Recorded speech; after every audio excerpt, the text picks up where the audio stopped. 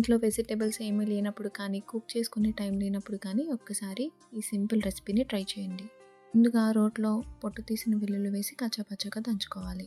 ఇలా నూరుకున్న వెల్లుల్లిలోకి టేస్ట్‌కి సరిపడా సాల్ట్, 2 స్పూన్స్ కారం, హాఫ్ స్పూన్ పసుపు, 1 స్పూన్ ధనియా జీరా పౌడర్ వేసి బాగా నూరుకోవాలి.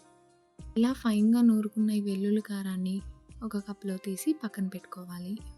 స్టవ్ మీద ప్యాన్ పెట్టుకొని ప్యాన్ వేడయ్యాక 2 స్పూన్స్ ఆయిల్, ఆవాలు, జీలకర్ర, శనగపప్పు, పచ్చిమిర్చి, ఎండుమిర్చి, కొంచెం కరివేపాకు వేసి బాగా కలుపుకోవాలి. బాగా వేగాక మనం ముందుగా నూరుకున్న వెల్లుల్లి కారాన్ని వేసి పచ్చివాసన పోయే వరకు ఆయిల్లో ఫ్రై చేసుకోవాలి.